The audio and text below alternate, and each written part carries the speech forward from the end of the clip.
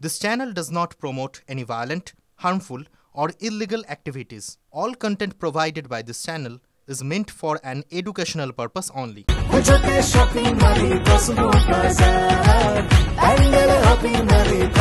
Cosmo বাজার পুজো shopping two pandal hopping, সঙ্গে রয়েছে দারুণ আকর্ষণীয় উপহার।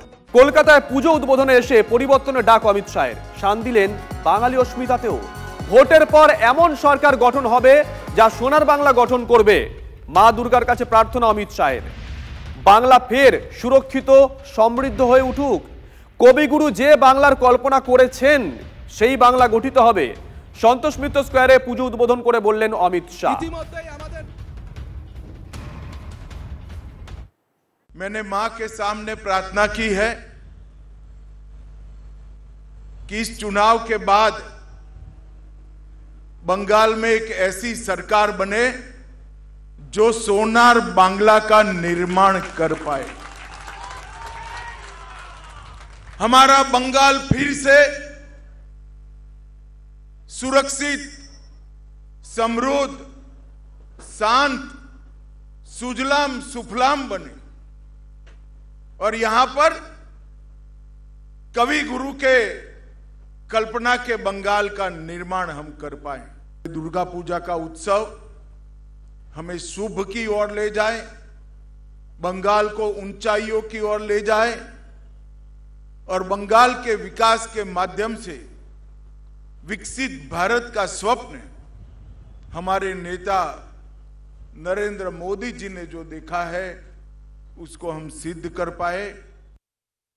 এই মুহূর্তে টেলিফোন আমাদের সঙ্গে রয়েছেন তৃণমূল কংগ্রেস নেতা অরূপ চক্রবর্তী। অরূপদা, আপনারা 21-এ প্রত্যাবর্তনের জন্য যে অস্ত্রে শান দিয়েছিলেন, 26-এ পরিবর্তনের ডাক দিতে গিয়ে সেই বাঙালি অস্মিতা একই অস্ত্রে শান দিলেন অমিত শাহ, কি বলবেন?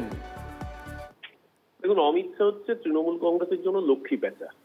ও যা বলে তাই হয়, কিন্তু সেটা বিজেপির জন্য হয় না, তৃণমূলের জন্য হয়। গতবার বলেছিল আপকি বার 200 পার, মমতাদিকে বাংলার মানুষ 200 পার করে দিয়েছিল, বিজেপিকে পগার পার করে দিয়ে। লোকসভার আগে বলেছিল ইস বার 30 পার, তো মমতাদিকে বাংলার মানুষ প্রায় 30টা আসন 29টা আসন করে দিয়েছে। আর এবার মা দুর্গার কাছে নাকি সোনার বাংলার প্রার্থনা করেছে এমন সরকার তৈরি হবে। ও ভুলে গেছেন অমিত শাহ যে মা দুর্গা হচ্ছেন মহিষাসুরমর্দিনী, আর ভারতবর্ষের বুকে যারা অসুর রাজ চালাচ্ছেন মা মমতা হচ্ছেন সেই মোদী সাহসুরমর্দিনী। ওই নরেন্দ্র মোদী আর অমিত শাহকে কি করে রাজনৈতিক ভাবে বধ করতে হয়, যারা বাংলার মানুষের, গরিব মানুষের 100 দিনের কাজের টাকা মেরে দিয়েছে, যারা আবাসের টাকা আটকে দিয়েছে, যারা বাংলাকে এজেন্সি রাজ করে বুলডোজ করতে চাইছে, যারা জিএসটি নিয়ে গোটা ভারতবর্ষের সাথে সাথে বাংলাকে বঞ্চনা করেছে, বাংলার মানুষ তাদেরকে আবার মুখের মতো জবাব দেবেন। পরিযায়ী পাখি হয়ে ভোটের আগে আসবেন আর বড় বড় ডায়লগ দেবেন, আর ভোট মিটলে চলে গিয়ে বাংলাকে বঞ্চনা করবেন। বাংলার মানুষ এই জিনিস বরদাস্ত করবে না। অমিত শাহকে 21-এ বুঝিয়েছে, 24-এ বুঝিয়েছে, আবার 26-এও বোঝাবে।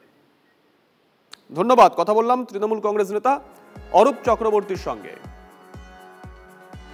আর এই মুহূর্তে সরাসরি আপনাদেরকে কালীঘাটের ছবি আমরা দেখাচ্ছি। অমিত শাহ কালীঘাটে পৌঁছে গেছেন, এই মুহূর্তে আপনাদেরকে লাইভ সেই ছবি আমরা দেখাচ্ছি। সূচি অনুযায়ী একটা ছোট্ট বৈঠক সেরে সরাসরি চলে গেছিলেন সন্তোষ মিত্র স্কোয়ারে, ওখান থেকে কালীঘাট মন্দিরে আপনাদেরকে আমরা লাইভ ছবি দেখাচ্ছি। কালীঘাট মন্দিরে প্রবেশ করছেন অমিত শাহ। কালীঘাট মন্দিরে পুজো দেওয়ার পর তিনি চলে আসবেন সল্ট লেকে ইজেডসিসিতে, তারপর সেখান থেকেই বিমানবন্দরের উদ্দেশ্যে রওনা দেবেন। আমরা আপনাদেরকে যে ছবি দেখাচ্ছি এই ছবি কালীঘাটের ছবি, লাইভ ছবি আপনাদেরকে আমরা দেখাচ্ছি। আজকে সকালে প্রথমে দলীয় নেতৃত্বের সঙ্গে একটা ছোট্ট বৈঠক করেন অমিত শাহ। বৈঠক সেরেই তিনি চলে যান সন্তোষ মিত্র স্কোয়ারে, সেখানে পুজোর উদ্বোধন করেন, বাঙালি অস্মিতার শান দেন।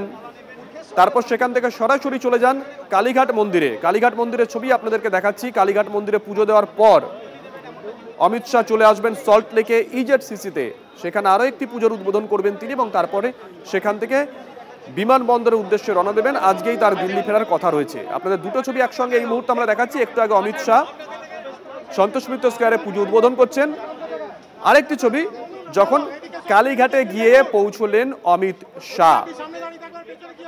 অমিত শাহ সফর কিছুটা কাটছাট করা হয়েছে বঙ্গ বিজেপির তরফ থেকে। এর আগে জানানো হয়েছিল যে সূচি, সেই সূচি অনুযায়ী কিছু কাটছাট করা হয়েছে, কিন্তু এই সূচির মধ্যে কালীঘাট মন্দির বোধহয় ছিল না।